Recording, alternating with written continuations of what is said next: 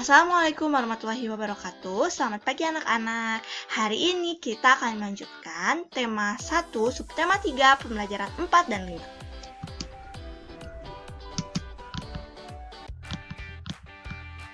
Penerapan sila-sila Pancasila dalam kehidupan sehari-hari. Seperti kita tahu pada pembelajaran sebelumnya bahwa kita harus menerapkan sila-sila Pancasila dalam kehidupan sehari-hari, termasuk dengan hewan peliharaan kita atau hewan yang ada di lingkungan sekitar kita. Di sini ada contoh penerapan sila Pancasila terhadap hewan peliharaan. Yang pertama, sikap menyayangi hewan peliharaan sebagai bukti rasa syukur kita terhadap anugerah Tuhan. Nah, itu termasuk sila pertama Pancasila karena berkaitan dengan rasa syukur kita terhadap Tuhan. Yang kedua, merawat hewan peliharaan yang sakit. Itu termasuk sila kedua Pancasila karena terkait dengan kemanusiaan yang adil dan beradab. Yang ketiga, bangga terhadap beragam hewan yang ada di Indonesia termasuk sila ketiga Pancasila karena terkait dengan persatuan Indonesia. Yang keempat, berdiskusi untuk membagi tugas merawat hewan peliharaan termasuk sila keempat Pancasila. Jadi, kita harus berdiskusi untuk membagi tugas merawat hewan peliharaan yang termasuk sila keempat Pancasila, di mana termasuk pada permusyawaratan perwakilan. Jadi, ada musyawarah gitu ya. Yang kelima, membagi tugas merawat hewan dengan adil. Jadi, kita harus dapat membagi tugas merawat hewan dengan adil. Sekarang kita akan belajar menuliskan simpulan dari teks. Mungkin pada pertemuan-pertemuan sebelumnya juga kalian sudah belajar menuliskan simpulan dari teks.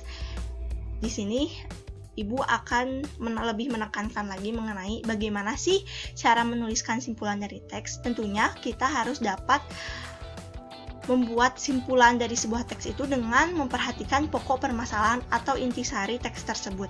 Jadi sangat penting untuk mengetahui pokok permasalahan atau intisari teks tersebut. Jadi teks tersebut itu ceritanya tentang apa sih? Nah, setelah itu kita dapat menuliskannya dalam bentuk kalimat-kalimat. Tentunya harus menggunakan kosakata baku dalam menuliskan simpulan.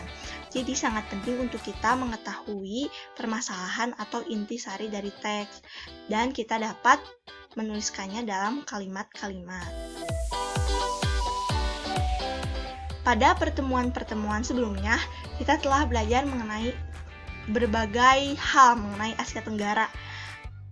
Pada pertemuan sebelumnya mengenai politik. Nah, sekarang mengenai flora dan fauna endemik yang ada di negara-negara Asia Tenggara.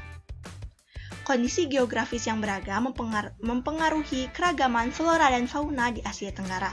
Flora fauna itu apa sih? Flora adalah berbagai jenis tumbuhan yang tumbuh di suatu wilayah. Harus digarisbawahi ya bahwa flora itu tumbuhan. Flora itu tumbuhan. Fauna adalah berbagai jenis hewan yang hidup di suatu wilayah tertentu. Kalau flora itu tadi tumbuhan, fauna itu hewan. Jadi fauna itu hewan yang hidup di suatu wilayah tertentu.